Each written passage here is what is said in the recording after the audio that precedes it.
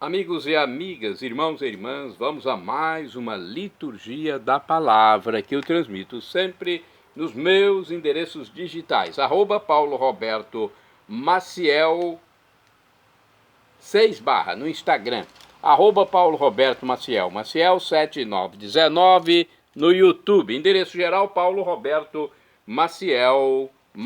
Aí você vai ao YouTube, Instagram, Facebook, blog. Tá bom? Só escrever Paulo Roberto Maciel. Neste vídeo, a liturgia referente ao dia 18 de maio de 2026. Segunda-feira, 7ª semana da Páscoa do Senhor Jesus, no ano litúrgico A, a cor dos paramentos litúrgicos na Igreja Católica Apostólica Romana é branca. No rito temos a missa própria com o prefácio da Assunção. Pode ser também, atenção você que é presidente de celebração da palavra ou celebração eucarística, pode ser também uma missa em homenagem a São João I. Ele foi papa e é mártir da igreja.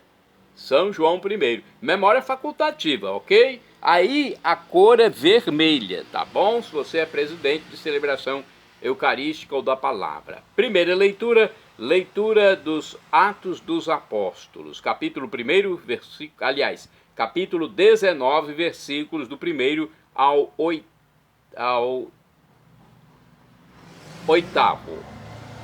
Vamos lá então, a leitura, porque os Atos dos Apóstolos nos estão sendo passados diariamente nas missas. Enquanto Apolo estava em Corinto, Paulo atravessou as regiões montanhosas e chegou a Éfeso. Ali encontrou alguns discípulos e perguntou-lhes: Vós recebestes o Espírito Santo quando abraçastes a fé? Eles responderam: Nem sequer ouvimos dizer que existe Espírito Santo. Então Paulo perguntou: Que batismo vós recebestes? Eles responderam: O batismo de João. Paulo disse-lhes: João administrava um batismo de conversão, dizendo ao povo que acreditasse naquele que viria depois dele, isto é, em Jesus. Tendo ouvido isso, eles foram batizados no nome do Senhor Jesus. Paulo impôs-lhes as mãos e sobre eles desceu o Espírito Santo. Começaram então a falar em línguas e profetizar. Ao todo eram uns 12 homens. Paulo foi então à sinagoga e durante 3 meses falava com toda a convicção, discutindo e procurando convencer os ouvintes sobre o reino de Deus. Palavra do Senhor, graças a Deus. Olha, o Espírito Santo mais uma vez desceu sobre pessoas que se abriram para recebê-lo, para receber Deus no seu coração. Agora vamos ao salmo de resposta, ao salmo responsorial. É o Salmo 67 na Bíblia Vulgata, ou 68 na de Jerusalém. Versículos 2º ao 3º, 4º ao 5º AC, 6º ao 7º AB, refrão 33A. Reinos da terra, cantai ao Senhor. Repetamos! Reinos da terra, cantai ao Senhor. Eis que Deus se põe de pé e os inimigos se dispersam. Fogem longe de sua face os que odeiam o Senhor. Como a fumaça se dissipa, assim também os dissipais. Como a cera se derrete ao contato com o fogo, assim pereçam os iníquos ante a face do Senhor. Reinos da terra, cantai ao Senhor. Mas os justos se alegram na presença do Senhor, rejubilam satisfeitos e exultam de alegria. Cantai a Deus louvai, cantai um salmo a seu nome. O seu nome é Senhor. Exultai diante dele, reinos da terra, cantai ao Senhor. Dos órfãos ele é pai e das viúvas protetor. É assim o nosso Deus em sua santa habitação. É o Senhor quem dá abrigo, dá um lar aos deserdados. Quem liberta os prisioneiros e os sacia com fartura. Reinos da terra, cantai ao Senhor. Repetamos! Reinos da terra, cantai ao Senhor. Agora vamos ao Evangelho de Jesus Cristo, escrito por São João, capítulo 16, versículos do 29 ao 33. Vamos inicialmente aclamar o Santo Evangelho e depois proclamá-lo. Aleluia, aleluia, aleluia, aleluia. Se com Cristo ressurgistes, procurai o que é do alto, onde Cristo está sentado à direita de Deus Pai. À direita de Deus Pai. Aleluia, aleluia, aleluia, aleluia. O Senhor esteja convosco. Ele está no meio de nós. Proclamação do Evangelho de Jesus Cristo segundo São João. Glória a vós, Senhor. Pelo sinal da Santa Cruz, purificai, Senhor, minha mente, meus lábios e meu coração para acolher vossa palavra e que ela produza frutos na minha vida.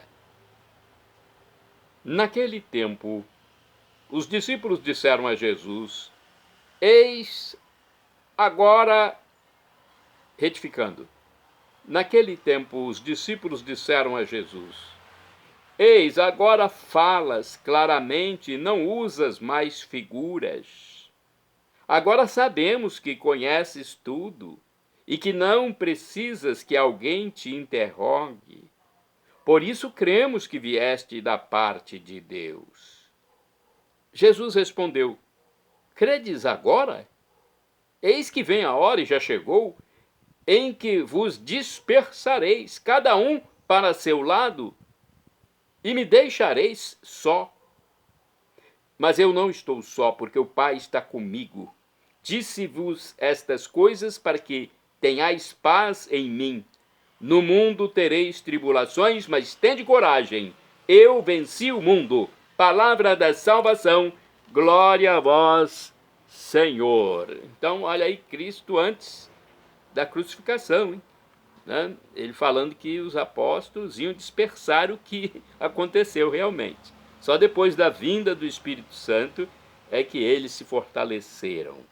Olha, a fé em Jesus assumida pelo batismo, conforme a primeira leitura, quando Paulo batizou 12 pessoas que se dispuseram a receber Deus em sua vida, então a fé em Jesus assumida pelo batismo é provada em meio a tribulações e perigos que rondam a vida dos cristãos. Somos exortados, instados a permanecer unidos a Ele e entre nós também, unidos a Ele e entre nós como irmãos em Cristo, para que experimentemos sua paz e lutemos contra as estruturas do mal presentes no mundo, vencendo-as, assim como Cristo venceu, fazendo o bem e glorificando Deus Pai. Vamos agir contra as maldades do mundo, a corrupção do mundo, a roubalheira do mundo, para que cheguemos ao céu um dia. Aqui no livro Palavra e Vida temos uma reflexão, uma explicação sobre este evangelho. João capítulo 16, versículos do 29 ao 33. Aqui diz o seguinte: a vida é uma luta entre o que nos parece mais fácil a curto prazo e aquilo que nos faz ser mais autênticos, mais nós mesmos, mais livres. Essa luta está dentro de cada um de nós, seja na igreja ou na sociedade. Não é fácil comprometer-se com a verdade, com o evangelho. Exige esforço, tensão, sofrimento. E sempre está presente a tentação de se deixar levar, fazer como os outros, nesse mundo secular. Não complicar a vida. Se Jesus não tivesse lutado, em lugar de caminhar para Jerusalém, teria se dirigido para outro lugar. Mas então não teríamos conhecido o amor de Deus e não teríamos a paz e a ressurreição prometida no dia do juízo final, quando teremos corpos glorificados. Agora aqui no livro Dia a Dia com o Evangelho, também sobre João capítulo 16, versículos do 29 ao 33, tem essa interpretação. Tomados de entusiasmo, os discípulos declaram a Jesus: nós acreditamos que tu saíste de junto de Deus, mas Jesus, conhecedor do coração humano, apaga logo esse fogo de palha, por saber que a fé dos discípulos é fraca, insuficiente ainda para permanecerem fiéis ao Mestre na hora de sua paixão e a morte. Com efeito, a partir do momento em que Jesus foi preso, haveria dispersão para todo lado. Pressionados, uns fogem, outro nega e alguns se mantêm à distância. Os discípulos deixarão o Mestre sozinho, mas ele garante que não está só. Com ele está Deus Pai, que nunca o abandonou. A última frase é um grito antecipado de vitória. Eu venci o mundo. Com seu sacrifício, Jesus vence o mundo injusto e as forças do mal. Seus discípulos são chamados a participar da luta com a certeza da vitória. Vamos aos santos do dia, porque eles seguiram Jesus. Eles também deixaram o mundo secular de lado e foram para o mundo proposto por Jesus Cristo. São João I é santo do dia 18 de maio. Foi papa e mártir. Morreu em 526. Então, é um santo que carrega o nome do apóstolo São João. Sofreu a perseguição do rei Ariano Teodorico. Morreu na cadeia de Ravenna. De acordo com o site do Vaticano, João I nasceu na região italiana da Toscana, na localidade de Arezzo, filho do cavaleiro Constâncio. Tornou-se papa em 523, contribuiu para ampliar e ornar basílicas romanas ao longo das vias Ardeatina e Ostiense, graças à magnanimidade do imperador Justino I. João I manteve muitos laços de amizade com as igrejas orientais, foi sucessor do Papa Ormisda.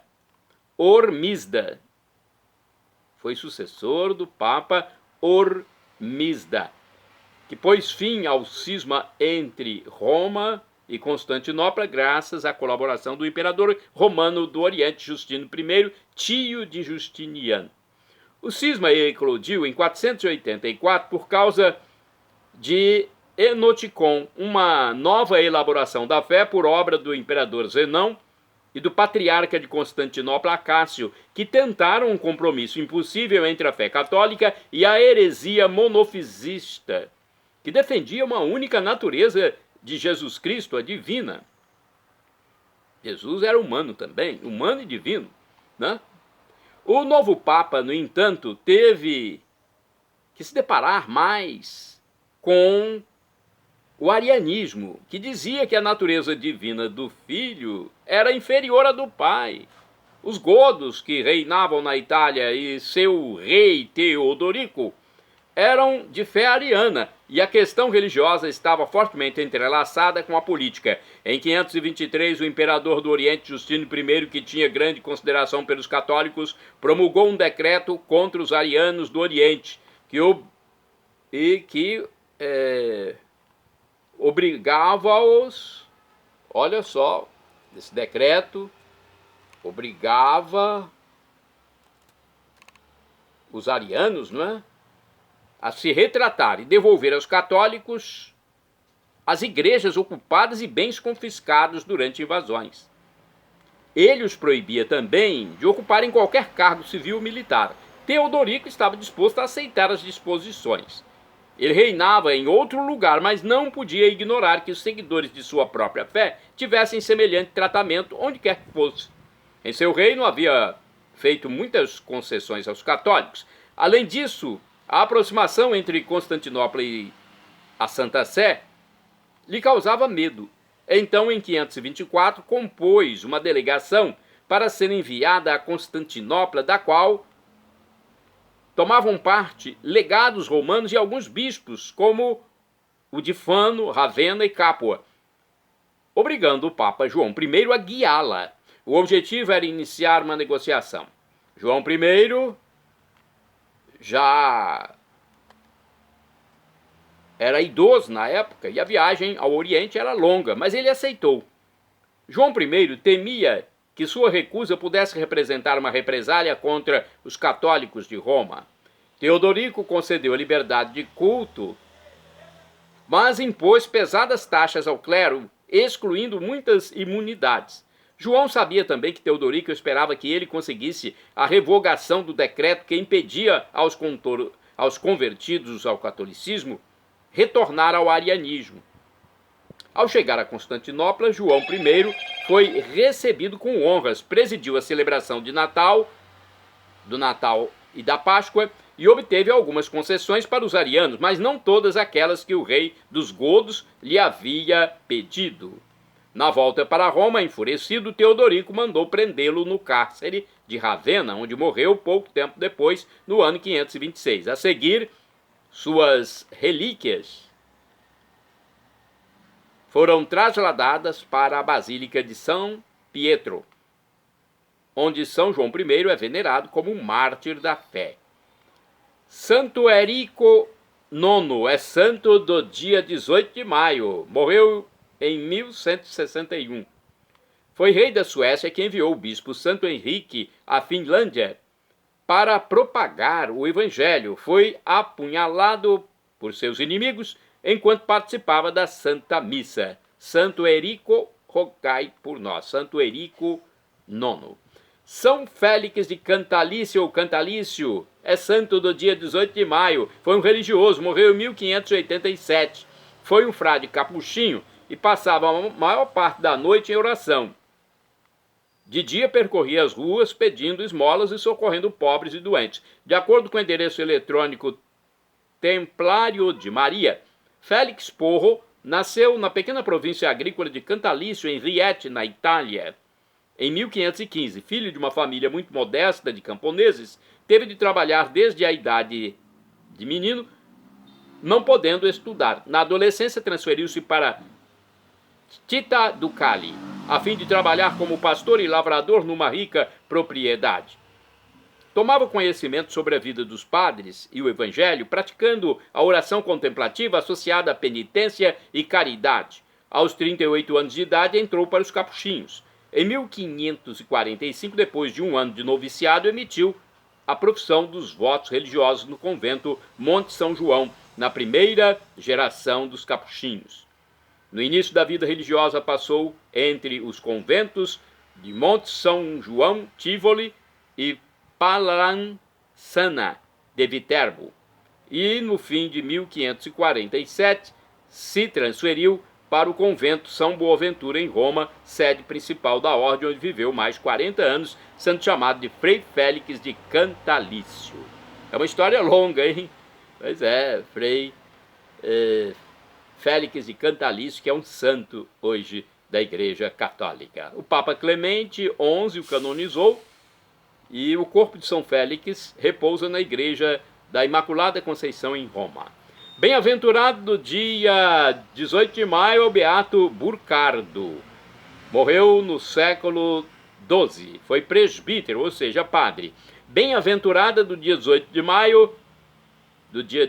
maio, a beata Blandina Merten. Foi virgem, morreu em 1918. Foi uma religiosa, piedosa, foi uma religiosa da Ordem de Santa Úrsula. Faleceu na Alemanha. Bem-aventurado do dia 18 de maio, o beato Martinho Opzadek. Também bem-aventurado do dia 18 de maio, o beato Stanislau Kubista, presbítero e mártir. Shalom Adonai é uma expressão hebraica que significa a paz de Deus, é o que eu desejo para todos vocês. El Shaddai, também do hebraico, significa Deus onipotente, Deus todo-poderoso. Ele proverá, providenciará aquilo que você deseja. Acesse Paulo Roberto Maciel, YouTube, Instagram, Facebook e blog. Que Deus o abençoe.